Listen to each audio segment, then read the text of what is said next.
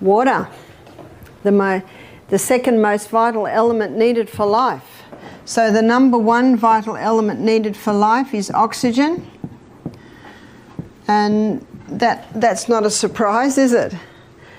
The second most vital element needed for life is water. The water's not getting inside the cell. So how do we get the water inside the cell? We have to go to the third most vital element needed for life, and that is sodium. The fourth most vital element needed for life is potassium. So let's go back to sodium. The highest concentration of mineral inside the cell is potassium. The highest concentration outside the cell is sodium.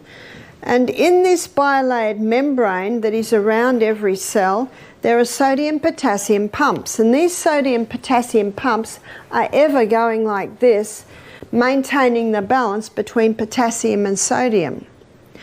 But when someone's not eating enough fruits and vegetables, and that's where you get most of your potassium, and they're putting table salt on everything far too much, what happens now is sodium levels rise and potassium levels drop. There is a small amount of sodium in the cell, but when this happens, you see osmosis and diffusion happens when the highest concentration merges into the lowest. So now sodium levels inside the cell are rising, which they should not, and the cell swells. What's that called? High blood pressure. The doctor is right. Table salt will contribute to high blood pressure. There's a French doctor named Dr. Lelangre, and he's written a whole book on salt. He said, when people come to me with high blood pressure, I put them on Celtic salt. Why does he put them on Celtic salt? Because Celtic salt contains 82 minerals. It's a hand-harvested sea salt. So the minerals are in the Celtic salt in their balanced form. What about Himalayan salt? In many places, Himalayan salt is a lot easy to get. There's about 75 minerals. So it's pretty good.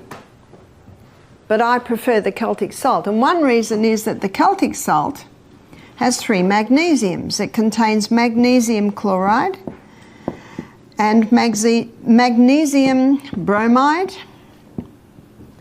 and magnesium sulfate. Magnesium is a water-hungry molecule, and this explains why the Celtic salt is such a moist salt, especially when we've had a lot of rain, because those 3 magnesiums absorb the moisture. And because magnesium is a water-hungry molecule, it can be used to help the water get into the cell. So when you take a crystal of Celtic salt, put it on your tongue, and some say, how big's a crystal? Well, if you've got high blood pressure, start small, about the size of a sesame seed. I don't have high blood pressure, so I might have about 3 times little sesame seeds. Put it on your tongue, your mucous membranes start absorbing the minerals, the magnesium is taken to the cell membrane, and you drink your water, and that magnesium pulls that water inside the cell. It's the quickest way to hydrate a body. The only time excess water drinking can be dangerous is if people drink too much at once and don't have the minerals that are in the Celtic salt to pull that water inside the cell. Little by little by little by little. It is the best way to take it.